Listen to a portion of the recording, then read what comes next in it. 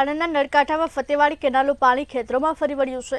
ખેતરોમાં પાણી ભરાતા ખેડૂતો મુશ્કેલીમાં મુકાયા છે। અચાનક કેનાલમાં પાણી આવતા ખેડૂતોની હાલત દયનીય બની છે। તંત્રની બેદરકારીના કારણે ખેડૂતોના ખેતરોમાં પાણી ફરી વળતા ઊભા પાકને નુકસાન થવા પામ્યું છે। રેથલ, કુંડળ, પાવા, મેલમણ ગામના ખેડૂતોને મોટા પ્રમાણમાં નુકસાન થયું છે। આમાં ખેતરમાં પાણી ભરી જાય, નુકસાન થાય, કોણ આ વળતર આલે અમને?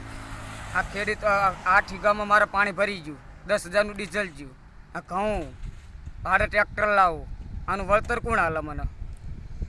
એ વળતરથી મને સરકાર આવા અચાનક પાણી છોડી દે તો બધું નુકસાન થાય। ક્યાં આપણે બાળ બચ્ચા નાના મીકીને આવતા હોય તો એનું તો અમારે કોઈ સંભાળ જ નહીં ને। અમારી કેટલા વીઘામાં નુકસાન છે તમારું? 8 વીઘામાં મારે। અને સરકાર આગળ શું તમારી માંગ છે? અમારા વળતર આલે એની માગ છે।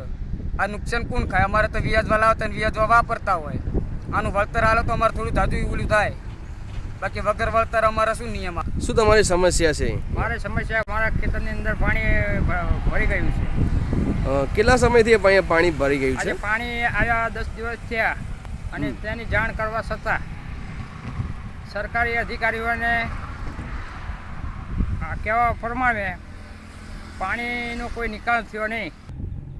500 થી 600 હેક્ટરની અંદર પાણી જે ખેતરમાં ઘઉં હતા, જીરું હતી, વરિયાળી કી પણ પાક હતો એ નાશ થઈ ગયો।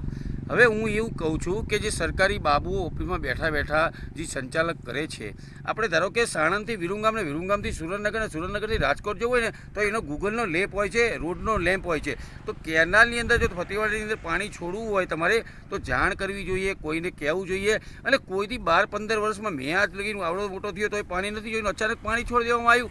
મારે એટલું જ કહેવું છે સરકારી બાબુઓને, અહીંના ધારાસભ્યોને, અહીંના ડેલિકેટોને કે જગતના તાતને જે નુકસાન થયું છે, વીઘે 10,000 રૂપિયા પાણી ખેંચવા માટે, પાછું અંદર ઠલાવવા માટે 3,000 રૂપિયાનું ડીઝલ વાળે છે વીઘે, તો એમને વળતર મળવું જોઈએ।